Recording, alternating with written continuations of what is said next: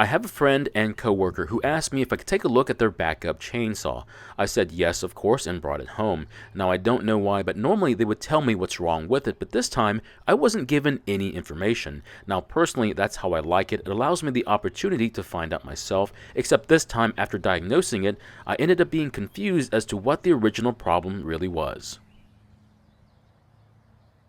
What's up, everyone, and thank you for stopping by. Today's project is this Homelite chainsaw, and the problem is that I'm not really sure what's wrong with it, but I intend to find out very soon. The most likely issue is that it won't start, but if you saw the shorts video on this chainsaw, you already know what the answer is. Now, I'm going to try and repair this chainsaw, however, it may not be the exact repair you need to make to yours. We'll explore other options later in the video. Now, we're only going to mention what these other options could be. We don't have enough time to look into them, but if you need more information on these options, you're welcome to ask as many questions as you need to.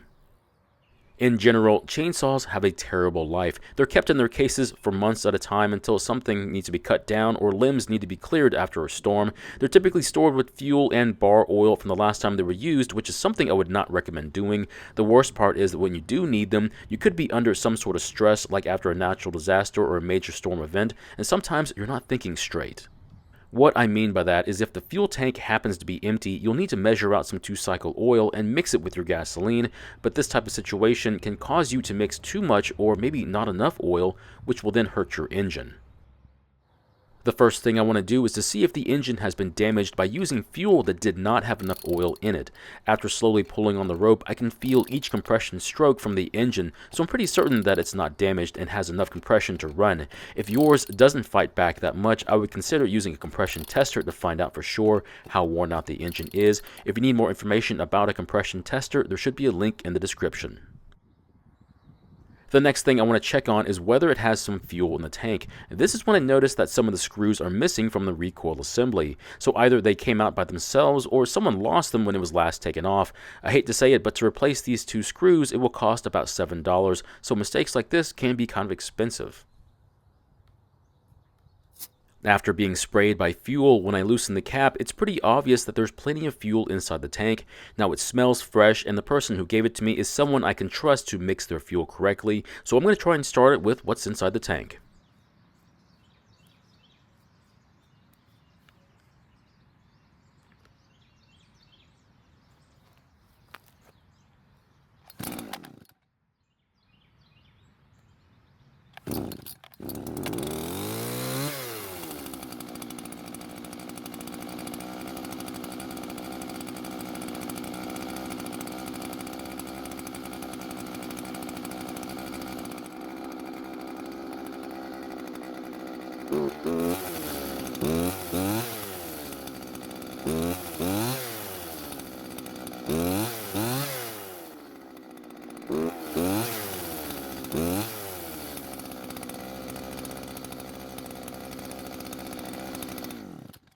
So I made a mistake. I had forgotten to turn the choke off, so it was running with more fuel than it should have, but it actually ran fairly well. This test was to see if it would even start up and not how well it runs. The problem though is that there really isn't any issues to fix, so I let them know what happened and asked them what the problem was, and unfortunately they too had forgotten what the initial problem was as well.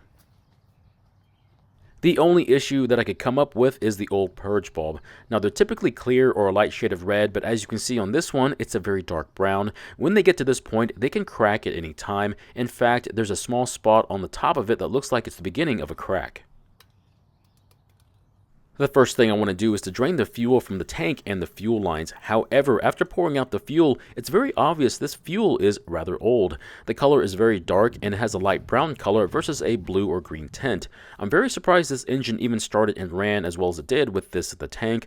I know it's difficult to determine oil mixture by color, but it's a better indicator than a blind guess. The next thing I want to do is to empty the fuel lines, and to do that, I'm going to press the bulb several times with the tank empty. This will force air into the lines, and the remaining fuel will be sent back to the empty tank. This way, if I remove the lines, they'll be empty of fuel, and I'll be less likely to make a mess. Next, I'm going to remove the top cover and the air filter and its base, which also holds the carb to the engine. Now, with the base out of the way, we should be able to see the fuel lines and more than likely a lot of sawdust as well. This is what it looks like in this area, and before I do anything else, I'm going to clean it out. For this part, I'm going to use compressed air, but there are other ways of doing this, of course. I would also recommend wearing eye protection if you are going to use compressed air.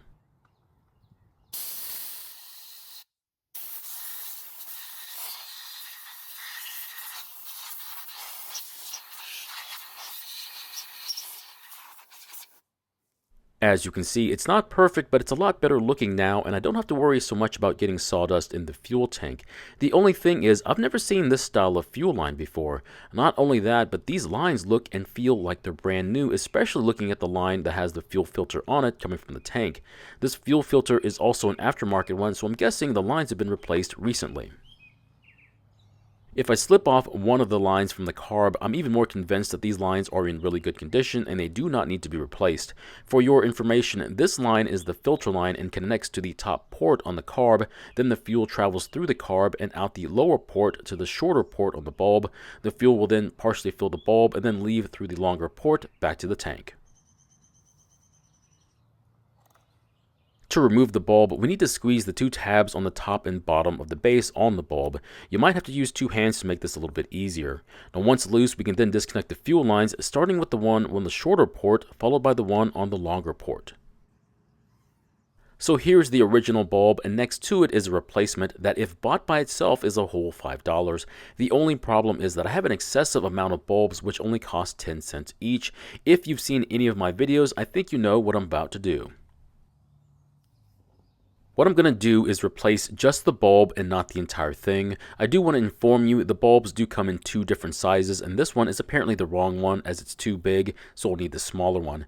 Now this one looks to be the right size, so I'll use it instead. If you need any information about these bulbs, the link will be in the description below. The next thing I need to do is to remove the retainer off the base, then I'll be able to remove the bulb. Now when doing this trick, make sure you use a dull flathead screwdriver so you don't cut yourself. Once the retainer is off the base, simply push the old bulb out. Before moving on, I'm going to size up the bulbs to make sure the new one is going to work, which it looks like it will.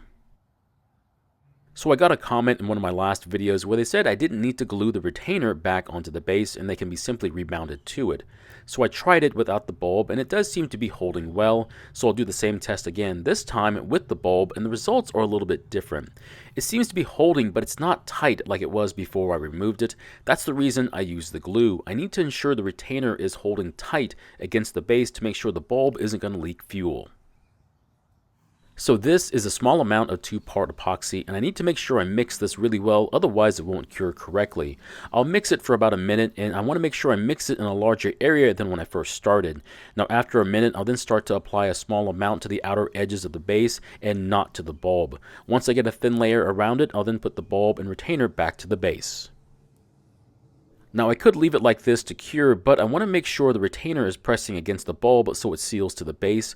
I'm going to let it cure under pressure by putting the bulb between two sockets to hold them, and then using a clamp to apply pressure to them. So it's been roughly 10 minutes, and what's left over of the epoxy has cured okay, but if I touch it, it feels a little tacky. That means I'm going to let it set up for another 5 minutes, then I can remove the clamp.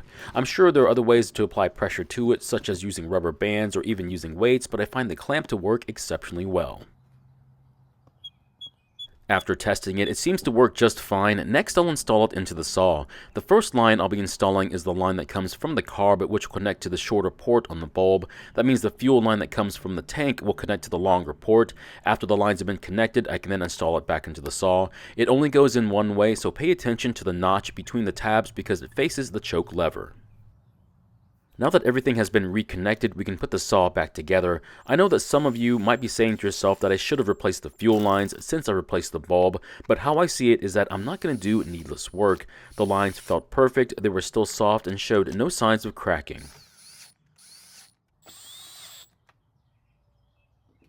Before I put my fuel into the tank, I want to take this opportunity to compare the new fuel to what came out of the tank. After pouring roughly the same amount that came out of the tank, here's what they look like side by side. It's pretty amazing that the saw even ran with what was in the tank. If I had to guess, the fuel is at least a full year old, and the only thing that could explain why it was still running is that it must have been stabilized. I'll then pour the new fuel back into the tank, purge the air from the fuel system, and then try starting it.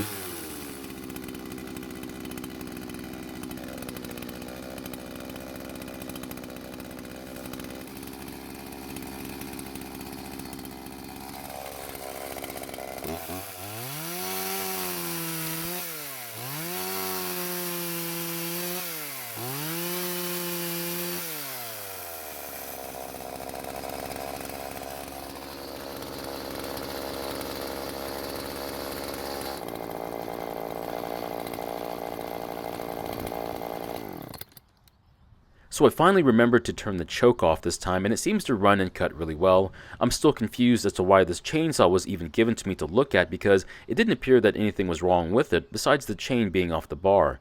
The chain is a bit loose, and I'll tighten it here in a minute, but we need to address the side cover as it still wants to come off. From what I can tell, these inserts are the only things that keep the cover from flying off the chainsaw. The only problem is that they seem to be very loose in the cover, so it's not going to hold anymore. I had thought about melting the plastic around the insert to encapsulate them, but I think I have a better idea. I thought maybe my friend had lost the bar nuts and replaced them with these, but after looking at the part number, these are in fact the original ones that came with the saw. I wanted to replace them with nuts that had a flange on it, and the flange would hold the cover in place, but a single washer will do the same trick. It turns out it works just fine, and next I'll loosen the nuts so I can tension the chain. After loosening the bar nuts, I'll then lift up on the end of the bar, then turn the tensioner clockwise until there's very little slack on the chain. Then I'll tighten the nuts again and then try moving the chain on the bar to make sure I didn't put too much tension on it. Once that's done, I think I'm ready to give it back to my friend. To be honest, this is not a bad chainsaw. Just realize this is not a commercial chainsaw and that you get what you pay for. Buy it after a storm, use it to clear your yard, and then put it away. If it's been sitting in the garage for a long time, just expect it to have some issues because it was stored improperly. Even good saws are not immune to improper storage. So my question is, do you think you'd buy this chainsaw if it was really affordable as a backup to your Husqvarna Steel or Echo for residential use? Personally, I don't have a problem buying this chainsaw, but I would leave it empty of fuel and bar oil while it was waiting to be used.